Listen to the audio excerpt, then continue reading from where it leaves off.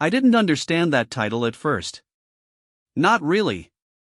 I thought it was one of those poetic things you read on the internet at 2 a.m. and forget by morning. But then I saw him.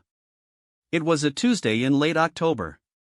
The kind of London morning where the sky can't decide if it wants to rain or just threaten you with grey. I was near St. James's Park, cutting through the side path toward Buckingham Palace. Not because I'm a royal watcher or anything. I just needed coffee, and the Pret a Manger on the Mall was the closest one. I remember the smell. Wet leaves.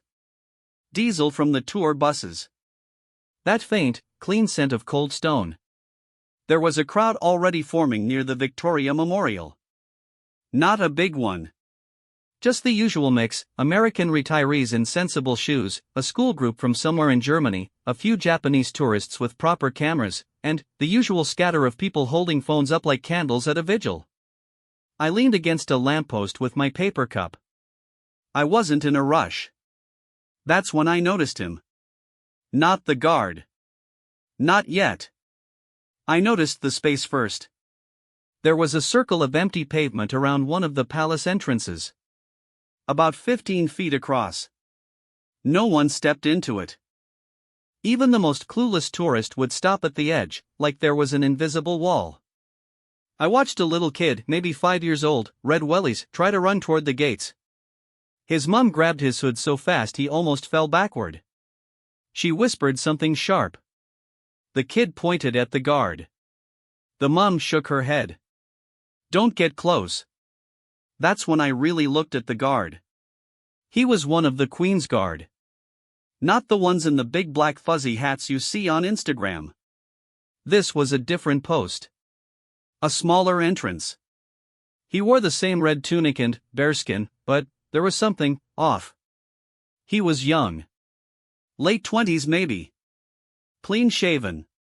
And his eyes weren't staring straight ahead like the others. His eyes were watching. Not in a threatening way. Not paranoid. But he wasn't a statue either. Every few seconds, his gaze would flick to a new person in the crowd. A man adjusting his backpack. A woman stepping too close to the railing. A teenager pretending to tie his shoe while angling for a better photo. The guard didn't move his head. Just his eyes. Left. Right. Pause. Left again. I thought, he's counting them. No. That wasn't it. He was measuring. The way people bow. Or don't bow. The way they lean forward. The way they pull their children back. The way their shoulders change when they realize how close they actually are to someone who could end their day with one word. I didn't know his name then. I didn't even know he was a prince. I just knew something was wrong with the way he stood. Too still. Too aware. Like a man holding his breath underwater. A tour guide with a blue umbrella started talking to his group. And here we have one of the king's personal guards. Do not approach him. Do not touch him. If you cross that line, he pointed at a worn set of cobblestones, he will shout at you. And it is very loud. The group laughed. The guard didn't. I finished my coffee and told myself I had things to do. But I didn't move. I just stood there, watching a man watch other men and women fold their spines in half for a photograph. That was the first time I saw Prince Alexander. Not that I knew it yet. Document 2, the build, tension. The second time I saw him, 3 days later, I knew something was different. Same spot. Same gray sky. But the crowd was bigger. A Thursday afternoon. Some sort of ceremonial thing happening inside, horses, carriages, the distant sound of brass instruments warming up. I wasn't there for that. I was there because I couldn't stop thinking about the guard's eyes. Don't laugh. I know how that sounds. But there was a calculation in him that didn't belong on a soldier. Soldiers watch for threats. They watch for weapons, for sudden movements, for the shape of a gun under a jacket. This man wasn't watching for any of that. He was watching how people folded. I started taking notes on my phone. Not for anything serious. Just to make sense of it. 10:14 a.m. Older man, suit, gray hair. Bows from the neck only. Brief. Like a nod with extra sadness. Guard blinks twice. Looks away. 10:22 a.m. A woman, maybe 40, holding a toddler. She doesn't bow. She just lowers her eyes and pulls the child behind her hip. Guard watches her for 7 full seconds. No blink. 10:31 a.m. Teenage boy, hoodie, earrings. Does an exaggerated bow. Like a joke. Arms out. Deep bend at the waist. Guard's jaw tightens. Then, he looks at the boy's hands. Empty. Guard relaxes. I didn't know what any of it meant. But, it felt like watching someone read a language no one else could hear. A man next to me noticed me watching. Londoner. Older. Puffer jacket. He said, he's been here 2 weeks now. The new one. The guard? Yeah. Doesn't shout like the others. Doesn't stamp his feet. Just stares. The man took a bite of a pasty. Chewed. My missus says he's creepy. I say he's just bored. But, he wasn't bored. Bored people drift. Their eyes go soft. Their weight shifts from foot to foot. This man was planted. At 10:47, something happened. A tourist American, loud, khaki shorts even though it was 50 degrees, decided he wanted a selfie. Not from the edge of the circle. He wanted to stand next to the guard. The classic pose. Arms crossed. Fake stern face. He stepped over the invisible line. The crowd went quiet. You could feel it. That sudden intake of breath you get when someone touches a hot stove in slow motion. The guard didn't shout. Didn't move. He just turned his head. Very slowly. And looked the American directly in the eyes. Not angry. Not aggressive. Curious. Like a scientist watching a lab rat do something unexpected. The American froze. His phone was still up. His smile was gone. For 5 seconds, no one moved. Then, the American laughed, nervous, high-pitched, and stepped back. Just kidding, man. Just kidding. The guard didn't blink. He didn't look away until the American was back behind the railing, 20 feet clear. Then, the guard's eyes went back to scanning. Left. Right. Pause. I wrote in my phone, he's not protecting the palace. He's studying the reaction. That night, I went home and Googled everything I could about the Royal Guards. Their training. Their rotation schedules. Their rules of engagement. Nothing matched what I'd seen. So I did something stupid. I went back the next morning. Early. Before the crowds. And I stood exactly at the edge of the invisible circle. Not inside. Not outside. Right on the line. The guard saw me immediately. I didn't bow. Didn't nod. Didn't lower my eyes. I just stood there, hands in my pockets, looking at him like he was a person. He looked back. For 10 seconds, 15, 20, we just looked at each other. No one else was around. Just the wind and a single pigeon pecking at a discarded croissant. Then, he did something I didn't expect. He smiled. Not a big smile. Not friendly, exactly. More like recognition. Like I'd passed some kind of test. And he gave me the smallest nod.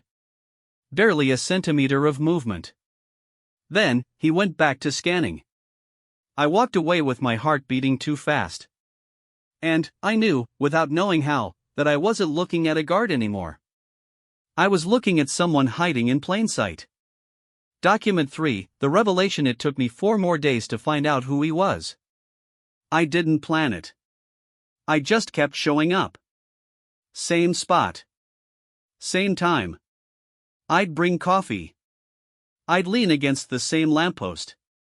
I'd watch him watch people bow. And, slowly, I started to understand what he was really looking at. It wasn't the bow itself. It was the space people left after the bow. See, when someone bows to a royal guard or to any symbol of authority, they don't just lower their head. They also step back. Involuntarily. Like their body knows something their brain hasn't figured out yet. A deep bow from an older person? They step back half a step. A quick, nervous bob from a young woman with a pushchair? Full step back. A tourist who bows for a photo and, then, immediately turns to laugh at their friend? No step back at all. And, those were the ones the guard watched longest. He wasn't counting respect. He was counting fear. Or maybe not fear. Maybe something softer. Discomfort. The instinct to put distance between yourself and something that could hurt you, even if you don't know why. I mentioned this to a friend over drinks. She laughed. Said I was reading too much into a guy in a costume. But, then, she told me something that made my stomach drop. There's a rumor going around, she said, stirring her wine. About one of the minor royals. The Danish lot. Apparently the youngest prince, the spare, asked for a transfer. Wanted to serve as a regular guard. No title. No announcement. Just 6 months of standing in the cold like everyone else. Why? She shrugged. To see how people treat him when they don't know who he is. I didn't sleep that night. The next morning, I went back. But, this time, I didn't stand at the lamppost. I walked straight to the information desk at the palace's royal news. I asked a very bored woman with a name tag if she could confirm the identity of the guard at the side entrance. She said no. I asked if there was any Danish royal visiting or serving in London. She said, I can't discuss that, sir. But, her eyes flicked left. Just for a second. Toward a photograph on the wall behind her. A group shot of European royals at some summit. I followed her gaze. There was a young man in the back row. Late 20s. Clean shaven. Dark hair. Standing at the edge of the group, half turned away from the camera like he didn't want to be there. Same jaw as the guard. Same eyes. I took a photo of the photo with my phone. Then, I went outside and sat on a bench and looked at it for a long time. Prince Alexander of Denmark. 5th in line. Rarely photographed. Never quoted. Known for exactly one thing, a speech he'd given at 22 about loneliness in palaces. People think we are surrounded, he'd said. But, we are the most isolated people in the world. Everyone bows. No one comes close. I read that quote 7 times. Then, I looked up at the guard, at the prince, still standing by the gate, still watching the bows, still measuring the distance. And, I understood the title. The prince studies how people bow not for respect, but for distance. He wasn't looking for loyalty. He wasn't checking for manners. He was trying to find out if anyone would ever stop stepping back. Document 4, the climax. The 4th time I saw him, everything broke open. It was a Saturday. The worst possible day for crowds. The mall was packed with families, street performers, a man selling glow-in-the-dark crowns from a cart. The kind of chaos that makes London feel like a theme park designed by someone who hated quiet. I almost didn't go. But, something told me to be there. Call it instinct. Call it stupidity. The prince was at his post. Same red tunic. Same bearskin. But, he looked tired. I could see it in the way his shoulders sat, not squared, but braced. Like he was holding something heavy against his chest. The crowd was thick. Tourists pressed against the railings. Kids climbing on the lion statues. A group of drunk lads in matching football shirts chanting something that wasn't quite English. I stood at my usual spot. Coffee in hand. Watching. And then I saw her. A girl. Maybe 10 years old. Brown hair in 2 braids. Holding a small bouquet of wilting tulips wrapped in cellophane. She was alone, no parent I could see, and she was walking straight toward the invisible circle. Not running. Not playing. Walking. Purposefully. The crowd noticed her before the prince did. A woman gasped. Someone said, "Where's her mother?" Another person reached out to grab her arm, but the girl dodged. Smooth. Like she'd practiced. She stepped over the line. The prince saw her immediately. His body didn't tense, that's the thing that surprised me. He didn't go into attack mode or shout. He just softened. His chin lowered. His hands, which had been pressed flat against his sides, relaxed. The girl stopped about 3 feet away from him. She looked up at the bearskin hat. Then, at his face. Then, at his boots. She didn't bow. She held out the flowers. "These are for the king," she said. Her voice was small but clear. "But he's not here. So I'm giving them to you." The crowd went silent. Even the drunk lads stopped chanting. The prince looked down at the tulips. Then, at the girl. Then, at the cellophane, which was crinkled and damp and tied with a pink ribbon that had come half undone. For a long moment, he didn't move. Then, he did something that made my chest hurt. He knelt. Not a bow. Not a nod. He dropped to one knee on the wet cobblestones, bringing his face level with hers. The bearskin hat made him look absurd, too big, too formal, like a child playing dress-up. He said, very quietly, "What's your name?" "Lily." "Lily. That's a good name." He took the flowers. Held them like they were made of glass. "Why tulips?" "Because my mom said the king likes tulips. But she's sick. So I came alone." The prince's face didn't change. But his eyes did. They got wet. Just the edges. He said, "How did you get here?" "The bus." "I have a card." "Does your mom know where you are?" Lily looked at her shoes. No. The prince stood up. Slowly. He tucked the tulips into his belt against regulation, I knew that much, and he pressed a button on the inside of his sleeve. A small comm unit. He spoke into it, too low for anyone else to hear. Within 90 seconds, 2 plainclothes officers appeared. Not aggressive. Gentle. One of them knelt down next to Lily and started talking to her in a soft voice. The other spoke into a radio. The prince watched the whole thing without moving. But here's what no one else saw. While the officers were handling Lily, while the crowd was murmuring and taking photos, the prince looked directly at me. Across 20 feet of crowd and chaos. He nodded again. That same tiny movement. And then, he mouthed 2 words. "Thank you. I hadn't done anything. I was just a man with a coffee and a phone full of notes." But he looked at me like I was the only person there who hadn't stepped back. Lily was led away gently. The officers said she'd be taken home safely. The crowd slowly started moving again, buzzing with the story they just witnessed. The prince resumed his post.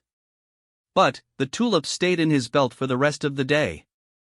Document 5, the resolution and ending line. I didn't go back after that. Not because I lost interest. Because I couldn't bear to see him stand there again, counting the inches people put between themselves and him. But I followed the story from a distance. The way he probably wished someone would follow him.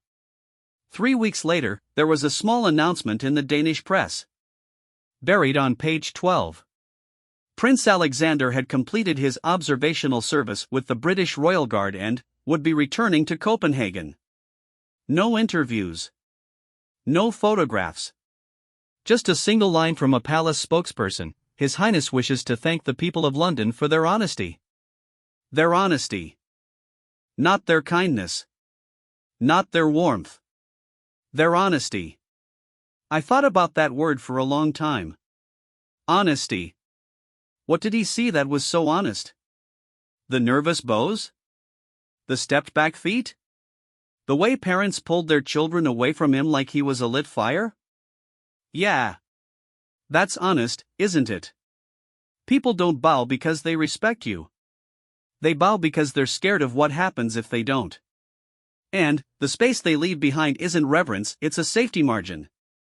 A buffer. A way of saying I am not a threat, please don't hurt me, I'll just be over here, thanks. The prince didn't study bows to feel powerful. He studied them to feel lonely.